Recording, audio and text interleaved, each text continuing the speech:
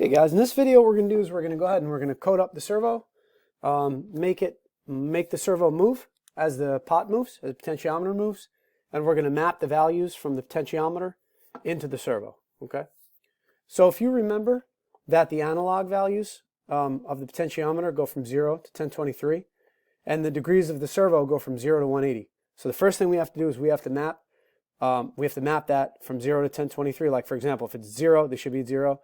If it's a 1023, this should be 180. You have to figure out a way to map that. So let's go ahead and go to our code. I don't like these blocks. I don't even know what they do. So we're not going to do that. Let's go ahead and go to code. Let's see if I remember how to do this. Text. Okay. So what we're going to do, the first thing we have to do, let's get rid of all this junk.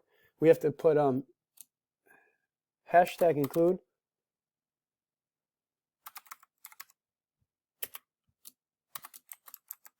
servo.h.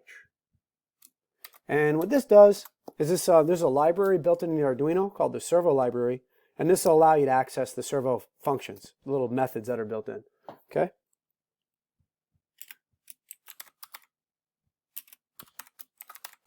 And we're just creating an object called myServo, which we're going to use. And now we're going to create some constants.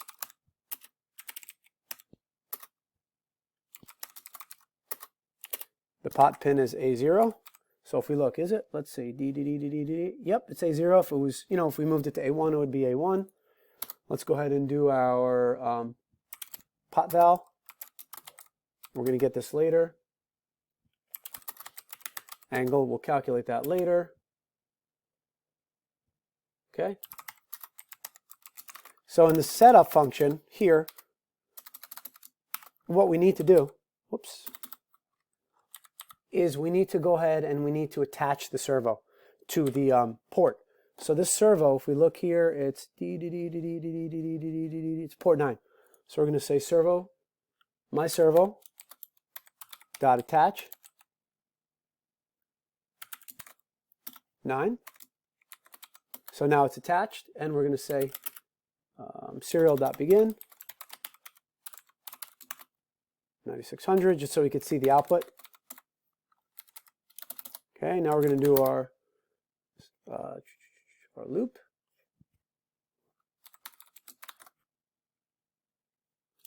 Okay, so the first thing we have to do in our loop, we have to say pot val. Remember, this is going to be executing every time, equals. Remember the two reads? We have analog read and digital read.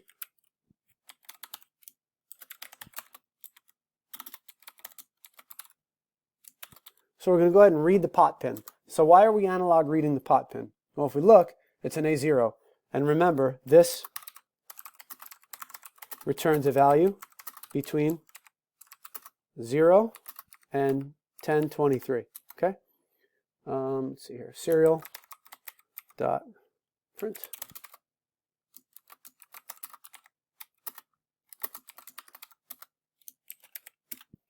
This is debugging stuff. You don't really need this, but we'll put it in anyway.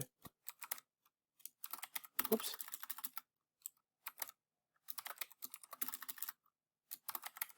Now, I don't know if you guys remember this, but you notice one has quotes and one doesn't. So this will be a string. It'll treat it like a word.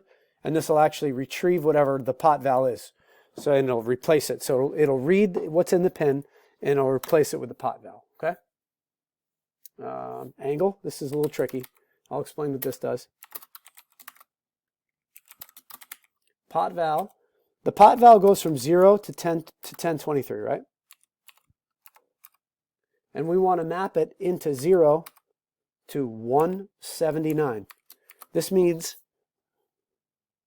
I misspelled angle. Excuse me. This means that we're going to read the pot val, and we're going to take between these values, and we're going to map it into this. So if you were to use your calculator, and you would get like 800. So you'd take 800 and divide it by 1023. So we could do that right now. You could take 800 and divide it by 1023. And we get 0.78. Now, if we look here, well, how would that map into 170? We're going to multiply it by 170, and it's going to equal 132. Okay, so that will be 132. Let's try another one. Let's say we read in 406. So we divide that by 1023, and we're going to get 0.39.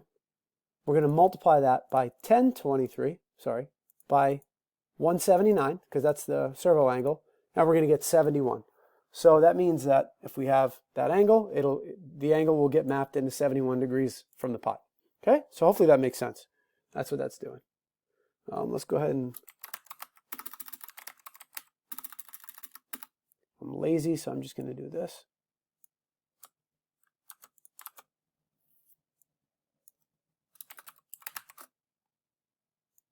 Okay, so again, this is debugging. All right. And let's go ahead. This is important. I bet you guys guess you know what this does. What this does is this gets the angle and it'll write into the servo. So it'll actually move the servo. And we're going to throw a little delay in here. I guess 15 will be enough. I don't really know. You guys might have to play with that. I'm on, we're going to be on the simulator, so this is a little different than real life. We already know that. All right, well, moment of truth. Let's go ahead and test this thing. Okay, I have a problem here. I forgot my semicolon there. All right. So I think I flipped these. Okay. So I think we have to take this. Let's try putting 12. Let's see if we're still blowing them up. Nope. That's good. Okay, now this isn't doing a whole heck of a lot. Let's see if we have it hooked up right. Power. Okay, see this one to power? And this is the ground. I mixed them up. So if I did that, you see how I did this? This one is ground. So I have to do this. I messed it up. And this one is power. Again, this is part of the process. We might have to go and, figure out what you did wrong. It happens.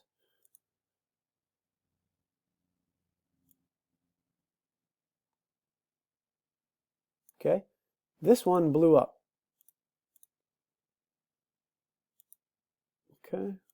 This one did because this is negative and this is positive.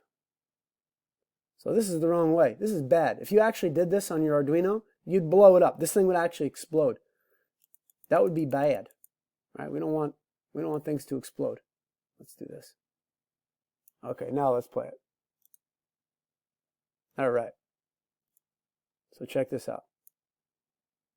And let's look at our you could actually watch your serial port. Let's check it out. See, it's giving you the angles here. Let's do one thing. Let's just stop our simulation and do a print ln. And let's do a print ln, just so we could see some. Okay. So 532 is mapping to 88. Let's see what 0 maps to. 0 maps to 0. Let's see what 900 maps to. 900 maps to 149. Let's just test it. Let's make sure our math is right. So we see that 900 maps to 149. Let's see. 900 divided by 1023 equals, okay, times 179. Whoops. So 0.879. 0.879 times 179. 157. What do they get? Yeah, close enough. Close enough. See? And it's moving. It's controlling our servo. This would actually move a lot faster if you take the delay off. Watch. This is kind of neat. Go ahead and take that off. Watch this.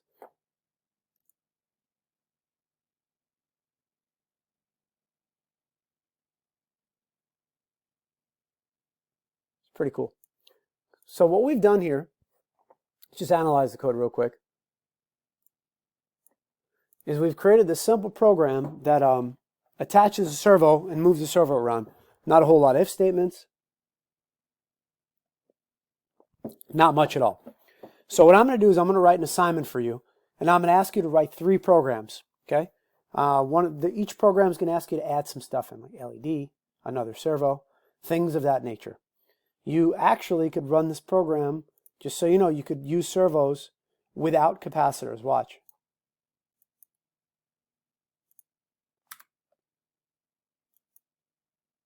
Oops, don't want to do that. Let's undo this.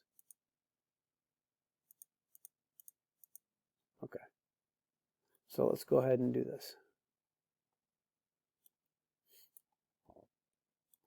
Get rid of that. Get rid of that.